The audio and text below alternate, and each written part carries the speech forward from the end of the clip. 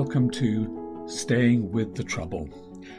I'm Bishop James Jones, and in this podcast series I'll be focusing on issues of poverty and exclusion in the city of Leeds, with some of the people who are staying with those troubles. In this first episode I talked to Tom Reardon, the Chief Executive of Leeds City Council. He tells me how his childhood experiences have shaped his approach to tackling social deprivation, about the frustrations of working with national governments, and about what he thinks makes Leeds a compassionate city.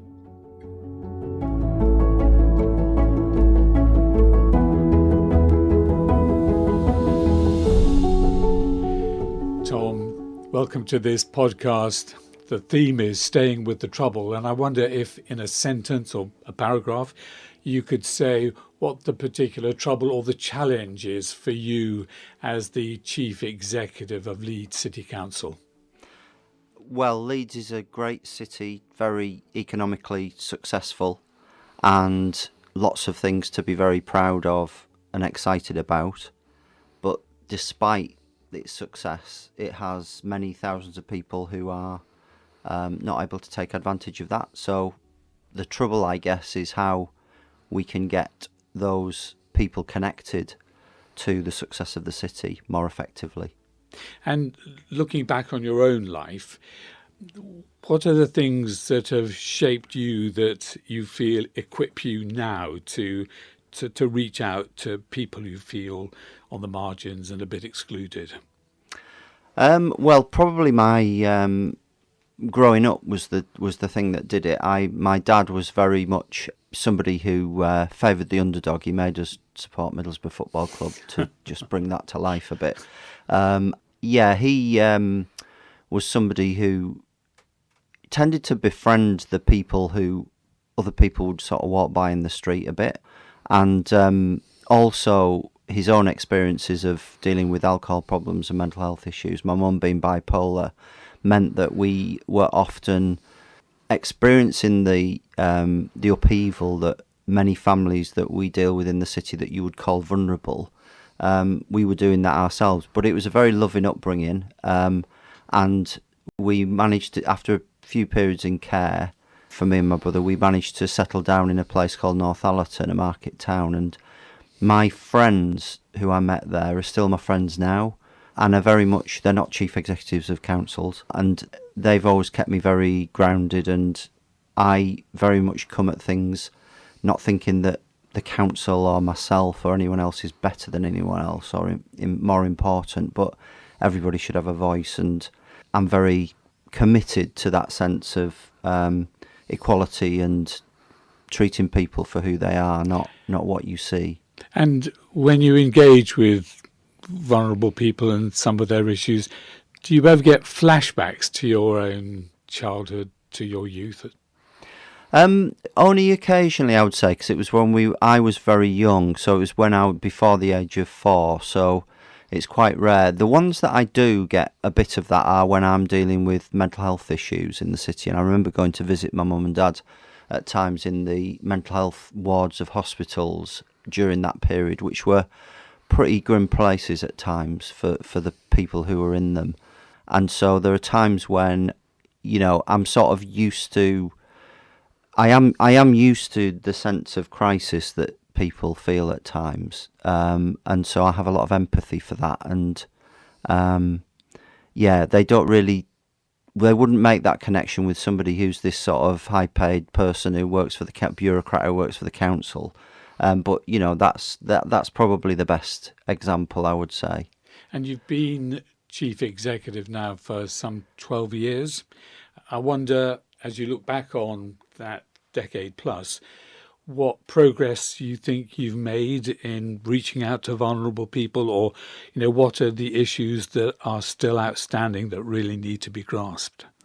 I think we have 175,000 people who are in poverty in the city. That's sort of relative poverty when you take housing costs out, and about 74,000 of them are what we call in-work poverty. So 12 years ago, I think the general rule of thumb, the sort of general received wisdom, if you like, of policy was if you can get past your exams, do well at school, get a good job, then you can get yourself out of poverty. I think the problem of the last few years is that that's no longer the case. So a lot of people hold down 1, 2, 3 jobs even and still are in poverty. And so that is the fundamental challenge. It's the scale and the depth of that inequality in our city is the biggest challenge. Child poverty is a national issue, and it's certainly a local issue. Are you able to give us some understanding of the scope, the scale of child poverty here in the city?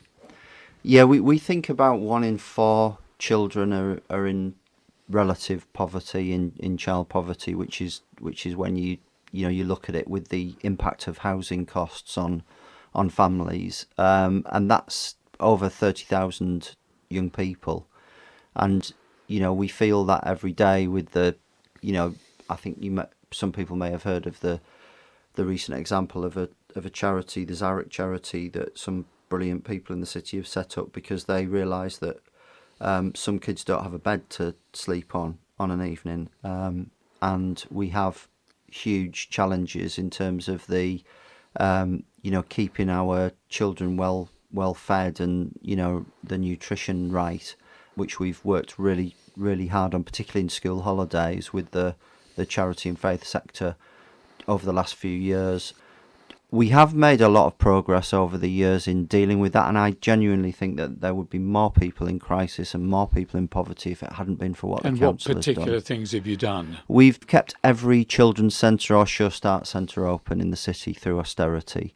We've kept the what we call wraparound support for families in place. We have a children's services service that is rated as outstanding, which is the only big city that gets close to that in the country, because we've continued to invest in the 1,300 young people who we're corporate parents of, who are in care in the city. We have better outcomes for them than many other comparable cities because we get the whole city behind what we call a child-friendly approach, where we have 800 business ambassadors who step up and give support. So one of the companies in the city is just giving reused fridges and freezers to vulnerable households in the city as one little example. These interventions with children and families, they remind me of a quote from a novel by Graham Greene, who wrote, "There's always a moment in childhood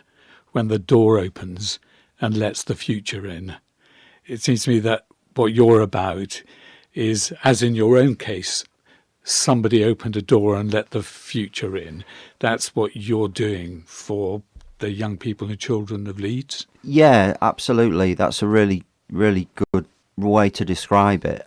The thing we've tried to do a lot is to act as a whole system and as a team. So we really value our charity sector in the city and our faith sector in the city, and we work very much with them. We have this what we call a restorative approach to the culture in the city, where we try and work with people, and rather than do things to them in a sort of patriarchal way or for them in a way that is breeds a sort of dependency, and so we have things called family group conferencing, where we took it from, it actually comes from the Maori culture originally, and we learnt from the kinship culture of that. And so we have about 3 times as many what you call kinship carers for families in crisis than you would see in a typical place in the country, because we try and get that sort of extended family approach to support. And so a lot of the interventions that are happening are not the council, it's often volunteers or charities. So I think it's a whole, what we call a team leads approach to try and get to those people, and often those individuals that, as you mentioned in the Graham Greene novel, are people who are, it'll often be a teacher or the pub landlord or landlady, the local police officer, the charity worker, the religious leader, it's often those people rather than the council who are the ones who make that connection. And that partnership, interestingly, 40 years ago, the church brought out a report called Faith in the City. And one of its principal recommendations, even though it was rubbished by some as a Marxist document, one of its key principles was partnership, and that the regeneration of the city could only take place if you did it in partnership with other organisations, the independent sector. How important is that faith sector to you, both personally and professionally as the chief executive? Very much. I'd say it's central to what Leeds is about. It's got a very strong history of faith being one of the central tenets and drivers of how the city works and what it does. It's a very, I'd say, diverse city. So it has a number of faiths, and we have nearly 200 languages spoken in the city. And so we sort of value that diversity, and so I think the multi-faith work that we do comes a bit more naturally to Leeds than maybe some other places, because you've always had that sense of that mix. It's a sort of interesting mixture in Leeds between the traditions and the conformity, and a bit of the non-conformity as well, and the innovation and the change that takes place in faith as well as in society. But did that diversity come under any strain? Because I know that some of the 7/7 bombers came from Leeds, and they weren't from disadvantaged backgrounds. Did that have an impact on the tension within diversity? It had a profound impact on the city, and I think it as you say, when some of the people involved came from Beeston, and Beeston was seen as quite a well integrated part of the city, what would be called a sort of multicultural part of the city, where people rubbed along pretty well, and that is something that it was a shock to the system for the city, and to the faith communities as well, I would say, and I think the response, where all the faiths came together, and the that sort of honesty that you maybe get through in from that sort of Yorkshireness of Leeds came through as well, where everybody realised that we had to come together, and you really stand or fall on the culture that you've built and the relationships that you've built in those situations. Because in fact, what I've found is that it's in that moment of crisis that you go beyond just the polite, and you really do open up to each other and start working together. I remember in Liverpool when Ken Bigley was murdered. Ken Bigley, who was an oil worker working in the Middle East, and he came originally from Liverpool. And I ended up issuing a joint statement with the leader of the Muslim community in Liverpool, and then we met together for a vigil, and it was the first time in my life that I ever, as a Christian, prayed with a Muslim. And his name was Akbar Ali, and from that moment on we forged a very deep friendship. And I just wonder whether your experience is similar, that it's when you encounter those difficulties that you have to resolve together that you really do begin to surmount some of the problems and the troubles. Yeah, no, definitely, absolutely. And I think if you ever go to Remembrance Sunday in Leeds in Victoria Gardens on that Sunday morning in November, what you'll see there is a Christian-led service, but it's very much multi-faith as well, and it's very profound and very moving to see that in practice, and to see the very natural way that faith leaders work together in Leeds. And it does reflect the city, and the fact that we have been a landing point for migrant communities over the years, and also a point at which we really try and value that diversity and make the most of it and see it as a strength. But you really need it at times of crisis. Yeah. When I became Bishop of Liverpool in 1998, for the press conference, we chose the Albert Dock as a symbol of the regeneration of the city. And a photographer from a national newspaper, which I will not name, said to me, "My editor wants a picture of you standing in a derelict site." And I refused, and there was no picture in that paper, and better no picture than the wrong picture. Do you ever yourself find it difficult with the media, challenging the stereotypes, the media stereotypes of a northern city? Yeah, absolutely. Not just the media, I've got to say. I think it's a stereotype that this country finds hard to shake off at times. That people sort of get the north-south divide narrative, and tend to forget that there are major parts of the north that are doing perfectly well, and thrive at times, and have got very strong economies that contribute to the UK as a whole. I always describe Leeds as it's a bit like a successful southern city in the north, because it does so well economically, but it also plays a role to connect a wide range of cities and towns that make up the wider labour market and housing market, which are interesting. But it's a challenge for you, isn't it? Because you've got to get two messages out. You've got to say to the private sector, this is a great place to invest.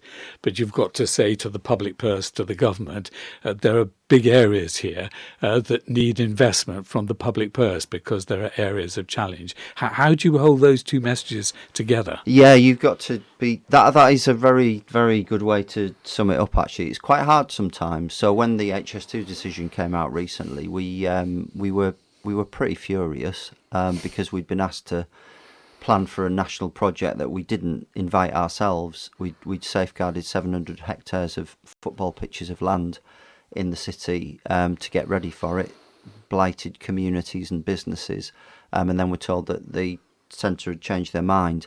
However, the connections to Leeds, although they can improve, and we need better public transport investment, of course, are not that bad. We're well located, we're central to the UK, so we had to balance that message with not making everyone feel that they couldn't come to Leeds because the transport's just falling over, which it isn't. But we need that extra investment in public transport. Similarly, at times, you want to project yourselves as a successful city that can attract global investment. We've got Bank of England, Sky, Burberry, Channel 4, etc., all coming to Leeds for good reason. But equally, we do need more investment in things like public transport. We want a tram. We want more investment in our communities. So, yeah, it's a difficult balance to strike at times. Yeah, but investing in these communities of challenge, these areas where there are difficult issues that need to be resolved, real trouble. I've worked in the New Deal for Community programme and worked with local people who often feel done to rather than empowered and enabled. And if you listen to the language of local people when talking about regeneration, they use organic language like seeds and planting and branching out. But if you listen to the people that control the money, they don't use organic language. They use mechanical language. They talk about, levers and buttons and triggers and outcomes. And it feels to them as if the people who control the purse strings are applying mechanical methods to solving organic problems. Do you have any sense of that here in Leeds? Yes, I do. You're absolutely right that when things work best, and to truly make something sustainable, it's got to be owned and valued in the community. And I think too often the public sector has tended to take quite a patriarchal approach to the way it sort of intervenes in communities and in places. And I think what drives that is the way that the money works in this country, and the way that decisions are taken, which is very centralised.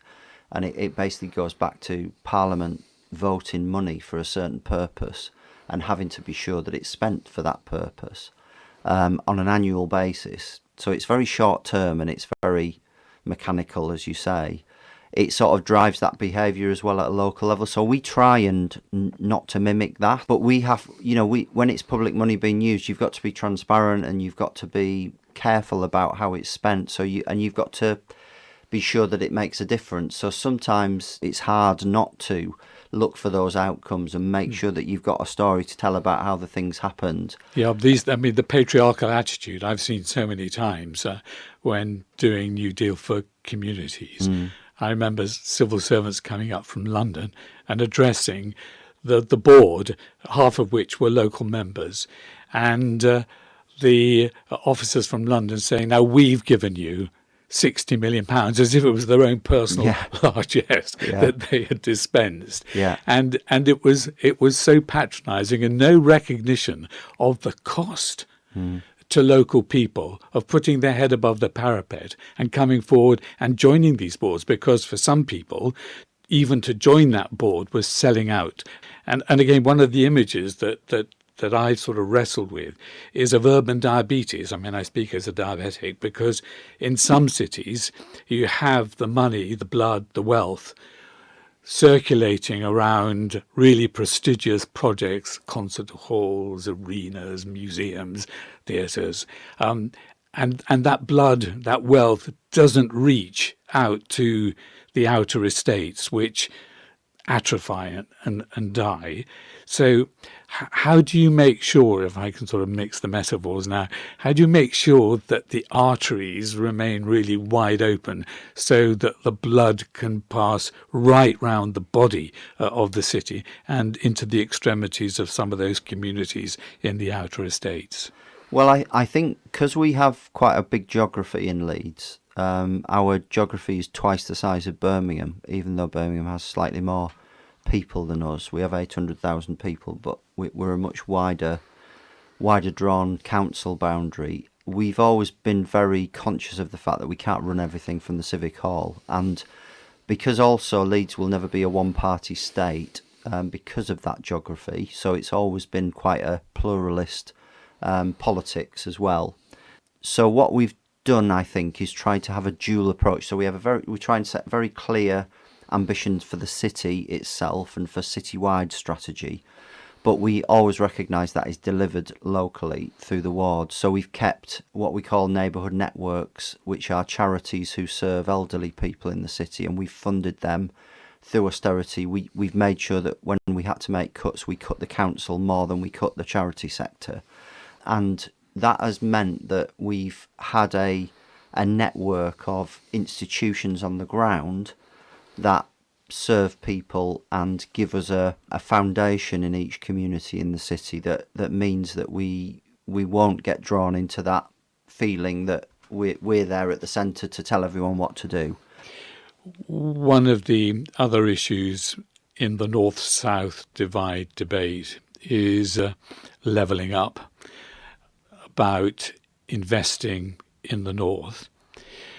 You've already mentioned the universities, and as I've reflected on my time both in Hull and Liverpool, I've recognised that when it comes to investment, every year tens of thousands of some of the brightest and best of our young people vote with their feet and come north to Leeds universities, to Newcastle, Liverpool, Manchester, York, some, outstanding universities, world leaders in certain areas. So here we have this massive investment of human capital in the north, people coming for 3 to 5 years. Do you have a strategy for keeping them in the north so that they can then create businesses and real jobs, which is the best sort of welfare? Do you work closely with the business community and with universities to create jobs out of that human capital? We do, yeah. You're right that I think the universities are very pivotal to the economic future and the success of the city, and particularly the bigger universities, because they, I was at University of Leeds this morning. We've developed a new location for them, which is called Nexus, which is their sort of window into the the business community and engagement with them. And there was a group of companies from Texas wanting to do business with the university, with the city, on the things that we're really good at, particularly tech and digital. And one of the things that we talk about, which attracts them, is that those thousands of graduates and undergraduates who come to Leeds every year. We used to have a brain drain, because you're right, a lot of people came from the south of England and came to Leeds for 3 years, then went back. We've now turned that into a brain gain, so we have a net addition of people who end up staying in Leeds. That's partly to do with the cost of housing, so there's that element. We also work very, very closely with the business community and the university, so that the graduates who are coming out know of the opportunities that are around. And I think that's where the Northern Powerhouse is important as well. Not that that's some words in terms of government policy, but the way that we try and work with our northern counterparts. Myself and the leader of the council were over meeting our colleagues in Manchester recently. We work with Manchester, Liverpool, Sheffield, Newcastle very closely, because if you can get across to people that actually if you come to Leeds and get a job, you're not banking everything on that, but actually you could end up in Manchester doing a job, or you could end up in Sheffield. If we can get the transport better across them, then it becomes almost like the natural alternative to London, rather than something that feels like a bit of a gamble. Yeah. Tom, you've talked about the national government, and clearly you have meetings with various ministers, but how much control do you actually have in local government over the destiny of the city? We have far too little. So we only control of all the investment that goes into Leeds from the public purse. We control about 4% of it. So it's hugely. We live in the most central. I think the only more centralised country in the Western world I understand is Albania. Than the UK. And it's actually not just the UK, it's England, because we're very jealous of the devolution that Scotland, Wales, Northern Ireland have, and even London to a lesser extent. But we control very little. If we want to put a roundabout in this city, we have to ask permission from the Secretary of State. So it's this ridiculous situation where I will write to the Secretary of State and say, can we have a roundabout in Gipton Approach? Some civil servant will look at that. I've been that civil servant, and they'll say, well, how am I supposed to know the answer to that? What does the council think? What does the MP think? And then we get the roundabout. It's staggering how little local places are empowered, and it's got to change. Devolution is a good thing, and because the closer you are to decisions that happen, the more accountable you feel and the better decisions you make. I've been there. What are the services that you think should be devolved from national to local government, over which local people could really have some say? Well, I would devolve the whole of the skills policy, most transport policy, benefits as well, housing policy. I think you could make massively greater inroads into how successful those policies could be if they were more local.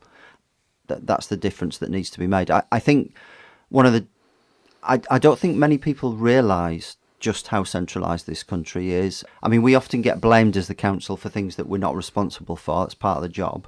But I think genuinely we're all losers, because local democracy, you can see with turnout at times at elections that you don't get as big a turnout at local elections as you do nationally, and that reflects the fact that there's more power nationally. So I'd like to see the transfer of power to accelerate.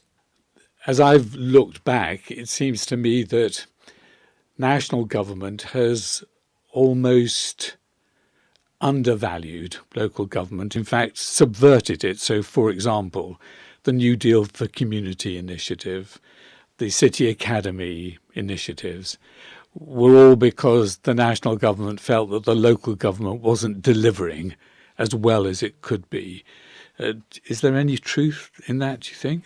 I think that's what's happened over a long period of time, over decades. And I've worked in Whitehall myself in the past and more recently, and I know that there is very little knowledge of local government across large parts of Whitehall.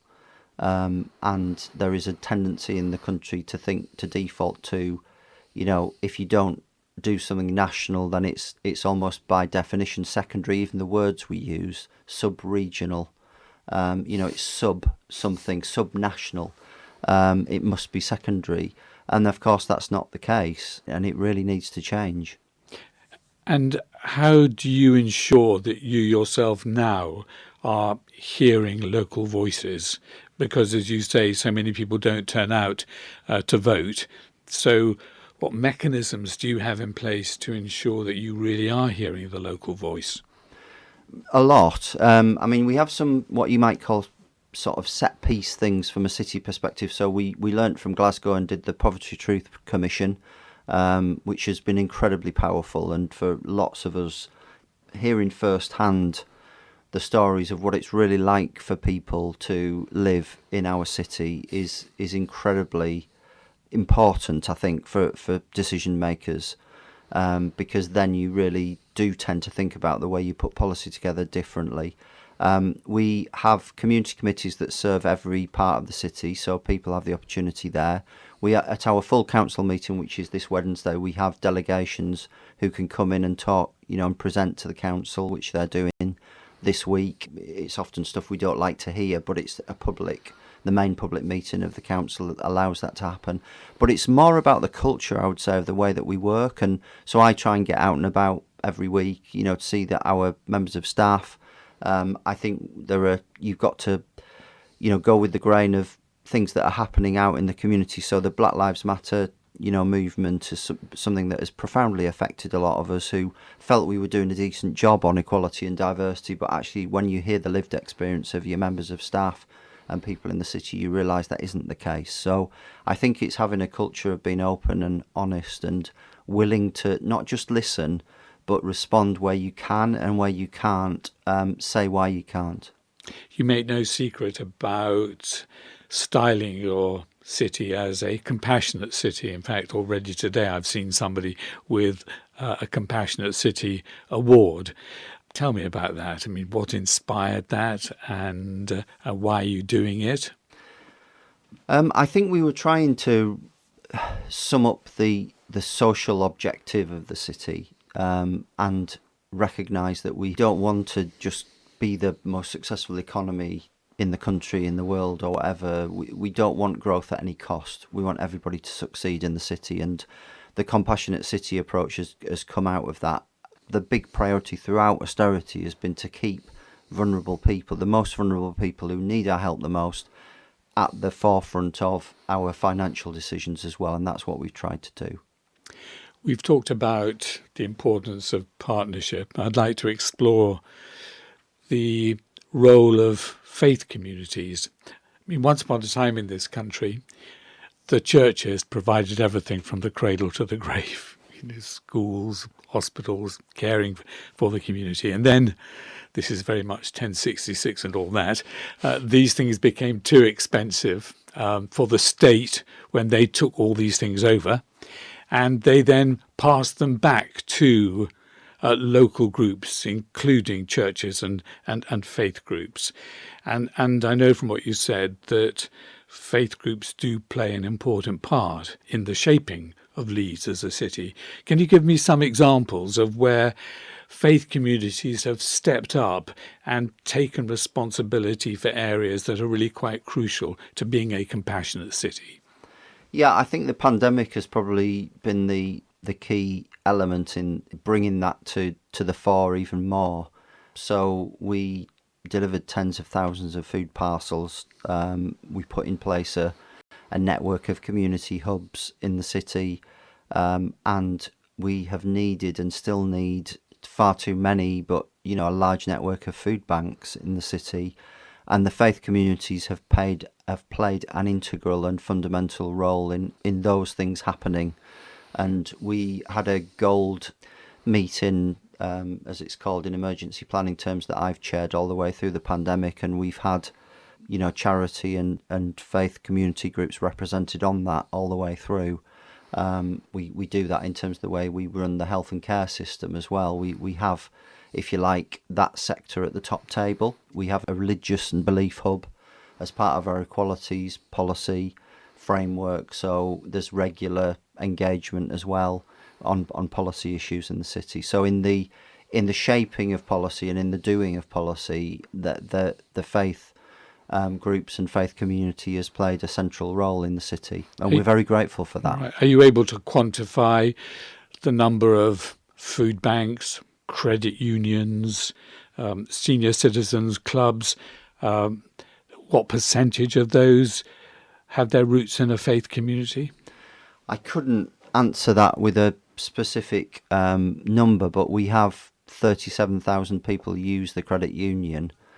We have several thousand charities and voluntary groups in the city. But because of the city's geography and its economic geography as well, I think it probably the other way I would describe it is that you would probably find that there's people of faith, a faith institution in some way involved in almost every part of the city.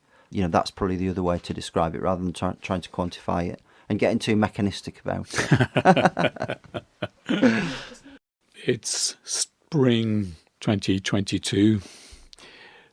Huge hike in food prices, huge hike in fuel prices.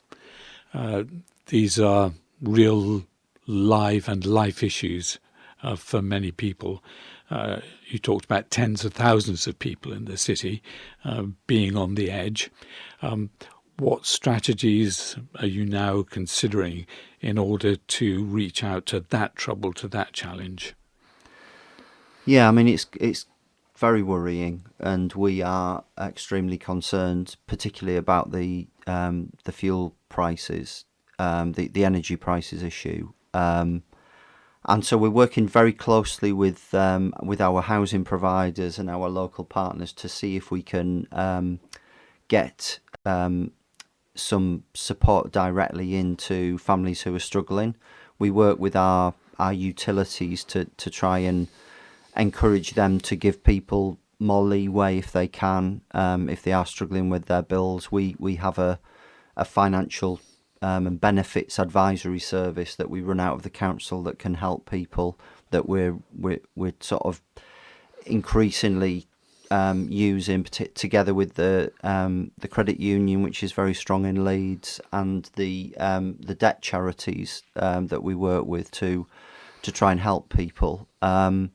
We also have been trying to put better insulation into a lot of our social housing in the city and encourage private landlords to do the same. We have a district heating system that has just reduced the fuel bills by about a third for about 3,000 people in the city. So we are trying our best, but our best isn't going to be good enough for a lot of families, because this is national policy, it's global policy that's driving this. But we'll get through it. Leeds is a very resilient city. But what makes you resilient, if I can end on a personal note? We talked at the beginning about how you were shaped in your own childhood and youth.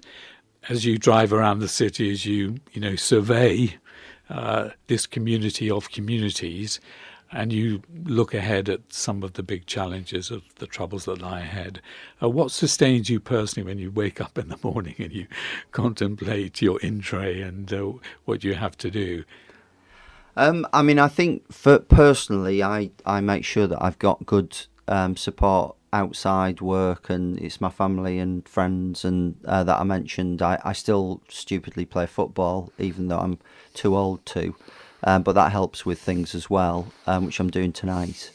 But yeah, I think it's a massive privilege to do the job I do in a city like this. It really is. I really mean that. And the thing that sustains me, actually, interestingly, and when people say, "What's the best thing about your job?" is never the big announcement and the shiny new building. It's the bump into, what I call the bump into moments. It's coming to places like this, Chapel FM, that I remember when it was a derelict chapel, and seeing the fantastic difference it makes in communities. It's all about people for me. Tom Reardon, Chief Executive of Leeds City Council, thank you very much. Thank you.